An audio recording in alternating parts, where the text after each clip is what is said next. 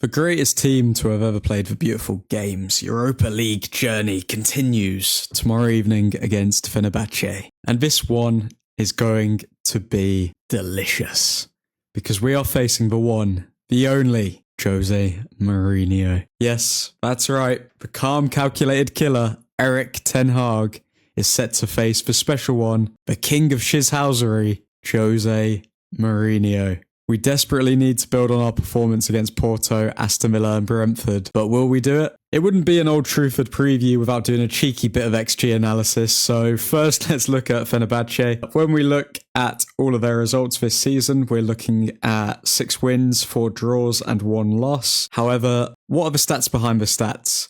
Are they really that good? Okay, so Fenerbahce have a total XG creation of 18.53 XG this season. That's an average of 1.85 XG created every game, with their range of XG creation being lowest 0.94 XG and their highest being 3.4 XG. This shows that they aren't a team that struggle to create chances, and so our defence is going to have to be a compact unit if we hope to make them struggle and swing the momentum our way. On the other hand, Manchester United have a total XG creation rate of 19.48 XG, which is an average of 1.77 XG created every game, with their range of XG creation being lowest 0.5 XG and our highest being 4.06 XG. This also shows that we aren't a team that struggles to create chances. The question is, will our forwards be clinical enough to make Fenerbahce pay for those conceded chances? Now let's see how Fenerbahce are defensively. They have a total XG conceding rate of minus 9.73 XG. That's an average of minus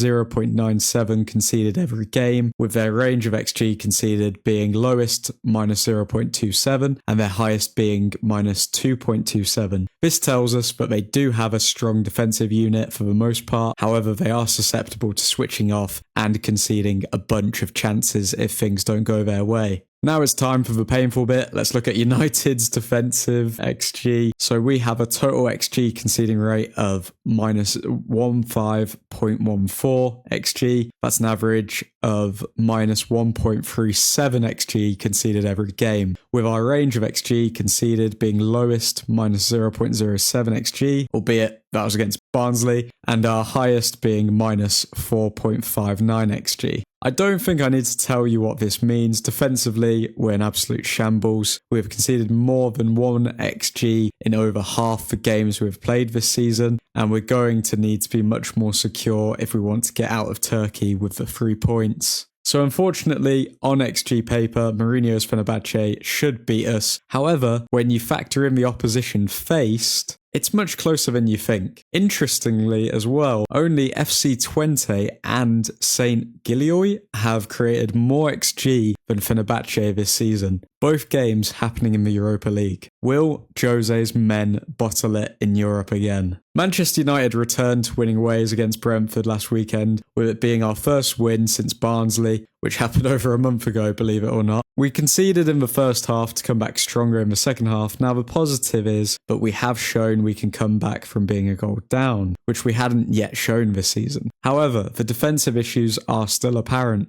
Even though we have kept 5 clean sheets this season, we are conceding at a ridiculously high rate for the defensive talent we do possess. But let's look at the positives. Rasmus Højlund with a sublime finish, making that 2 goals in 3 appearances for the young man this season since his return to the side from injury. And we all know from last season, Højlund is a purple patch striker. As soon as he starts, he usually goes on a run. Rasmus had this to say about Ruud joining the coaching team and helping him with his finishing. He's a very good assistant coach, but obviously he is a great striker. You're trying to learn everything about him and all these sorts of things. I'm going to tell you now, folks, should he stay fit, Højlund will be scoring at least 20 goals this season in all competitions. De Ligt battled on like a warrior despite blood squirting out of his bloody head. Bloody head?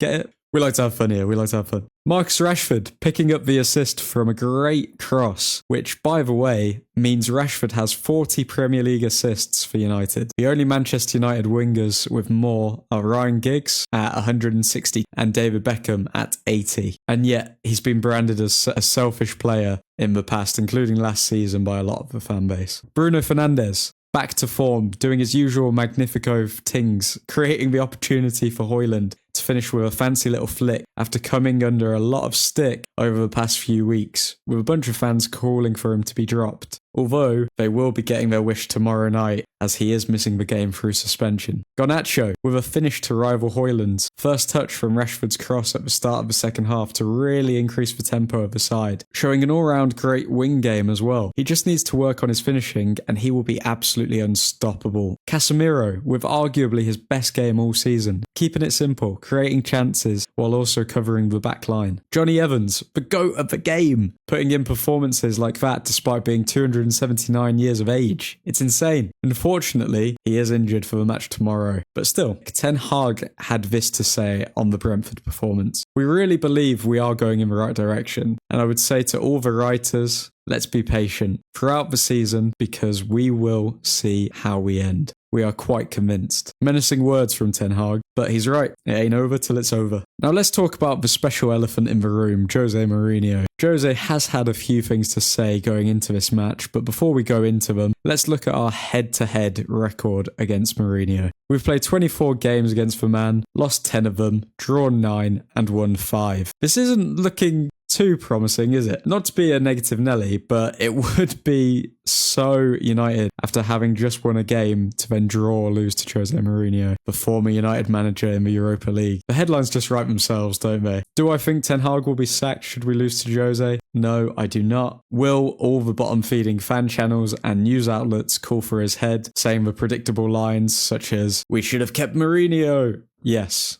Yes, I do. Well, this is what Jose had to say. I left Man United with a good feeling for the club and for fans. If things aren't going well for them, that doesn't make me happy. What's important to me is they keep faith in the coach because that gives stability. I mean, he's obviously keeping the door open for a reunion should Ineos ever consider him. But more importantly, even Mourinho is backing Erik Ten Hag, saying that we should keep faith in the coach. It doesn't benefit him in any way to say this, but Jose is officially #Ten Hag in. But wait, there's more. He also had this to say. Maybe you think I am bluffing or playing mind games. They have a better team than their results show. We watch everything. There is work there, and sooner or later they will succeed. Again, backing Ten Hag and the coaching team, suggesting that we are a better team than our results show. Just like I've been saying, we're only a couple of games away from really clicking this season. The only issue is injuries. When looking at the travelling squad to Turkey, although it's a decent squad and we definitely possess more quality than Fenerbahce, it doesn't necessarily fill me with confidence. Given that we only have 3 senior centre-backs available, one more injury to one of them, and then we're calling up more academy players, which, when we look at the squad, explains the addition of Habib Agoneye. But even then, centre-back may not be our most worrying area. When you look at the midfield, and you see that we only have 3 midfielders available in the entire squad, the complexion of this game is beginning to look a little bit trickier. And this is where you're going to pay a bit more attention to the tackles that Fenerbahce are putting in throughout the match. The only area we are fully stacked in